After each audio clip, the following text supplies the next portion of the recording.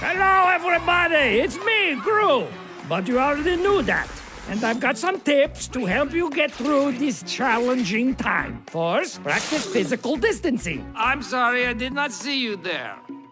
I've been doing it my whole life. Or there. Plus, there are lots of things you can do at home, like stay active with some sick dance moves, be daring, and whip up a new dish. I love the combination of gummy bears with meat. You can do video calls for all of your important meetings. What? Sorry. Or just have some fun. Okay, not that much fun. Now, this does not come naturally to me, but try to be kind to each other. This is a tough time for everyone. So, that's it. Stay home, stay healthy, and remember, we're all in this together.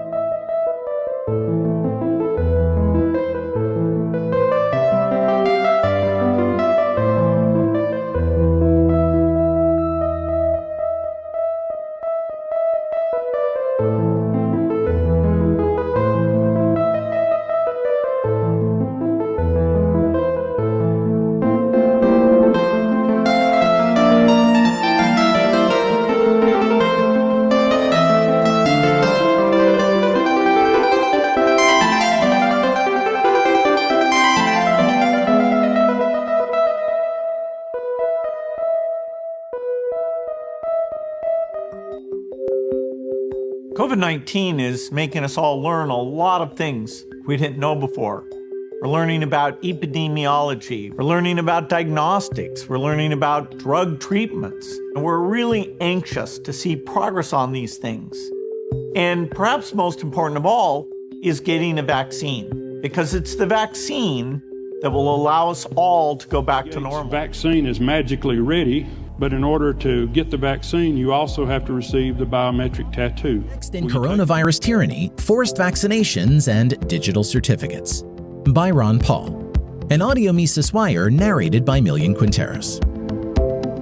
In my first week in the House of Representatives in 1976, I cast one of the 2 votes against legislation appropriating funds for a swine flu vaccination program. A swine flu outbreak was then dominating headlines, so most in DC were frantic to do something about the virus. Unfortunately, the hastily developed and rushed into production swine flu vaccine was not only ineffective, it was dangerous. Approximately 50 people who received the vaccine subsequently contracted Guillain-Barré syndrome, a potentially fatal form of paralysis. According to an expert with the Centers for Disease Control, the incidence of Guillain-Barré was 4 times higher among those who received the swine flu vaccine than in the general population. That sad history may soon repeat itself. Right now, governments and private industries are working to rapidly develop and deploy a coronavirus vaccine. Microsoft founder Bill Gates, who is a major funder of these efforts, has suggested everyone who receives a vaccine be issued a digital certificate proving he has been vaccinated. Dr. Anthony Fauci, whose record of wrong predictions make him the Bill Kristol of epidemiology, also wants individuals to carry some proof they have been vaccinated. Another authoritarian proposal being floated to deal with coronavirus is to force everyone to download a phone app that will track their movements. This would allow government officials to identify those who may have been near anyone who may have had coronavirus. Such mandatory contact tracing is an assault on our privacy and liberty. Vaccines can improve health. For example, vaccines helped reduce the incidence of diseases like polio. But not all vaccines are safe and effective for all people. Furthermore, certain modern practices, such as giving infants multiple vaccines at one time, may cause health problems. The fact that vaccines may benefit some people, or even most people, does not justify government forcing individuals to be vaccinated. It also does not justify vaccinating children against their parents' wishes. And it certainly does not justify keeping individuals and families in involuntary quarantine because they do not have digital certificates proving they have had their shots. If government can force individuals to receive medical treatment against their will, then there is no reason why governments cannot force individuals to buy medical insurance, prohibit them from owning firearms, dictate their terms of employment, and prevent them from taking arguably harmful actions like smoking marijuana or drinking raw milk. Similarly, if government can override parents' wishes regarding medical treatment for their children, then there is no reason why government cannot usurp parental authority in other areas such as education. Proponents of mandatory vaccines and enhanced surveillance are trying to blackmail the American people by arguing that the lockdown cannot end unless we create a healthcare surveillance state and make vaccination mandatory. The growing number of Americans who are tired of not being able to go to work, school, or church, or even to take their children to a park because of government mandates, should reject this deal. Instead, they should demand an immediate end to the lockdowns and the restoration of individual responsibility for deciding how best to protect their health. Public health officials warned that when a coronavirus vaccine is ready, the next hurdle is how to get that vaccine out to the public quickly and in massive numbers. Joining me now is Jay Walker. He's the CEO of Appiject, a company that entered into a $138 million deal with the Trump administration called Project Jumpstart. Welcome, Mr. Walker. Glad to be here, Lori. So what is Project Jumpstart? Well, Project Jumpstart is an emergency and temporary program in the battle against COVID-19.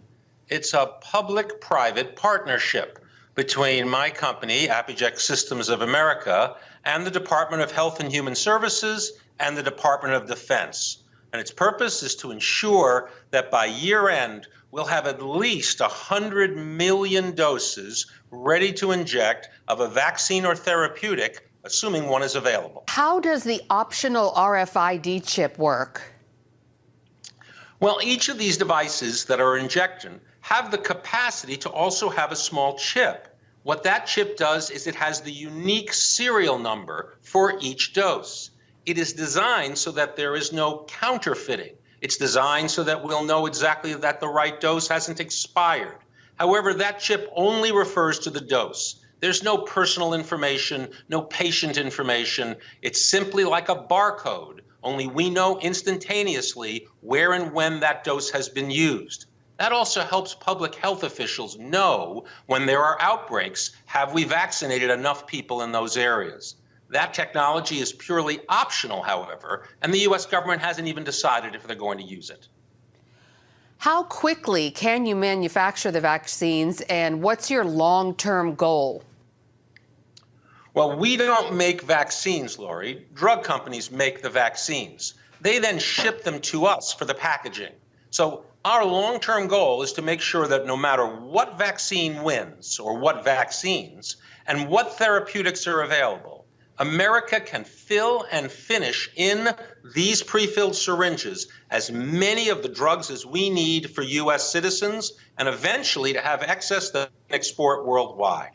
Our goal is to make sure that on American soil, we have everything we need to protect America. When do you think you might start filling these with the vaccine? Well, the president has said that that vaccine will be ready this year. So if that vaccine shows up at our door, we're going to be ready to fill it as soon as it does. Well, it's a fascinating new technology. We'll definitely be keeping an eye on it. Jay Walker, CEO of Appiject, thanks for being here. Good to see you, sir.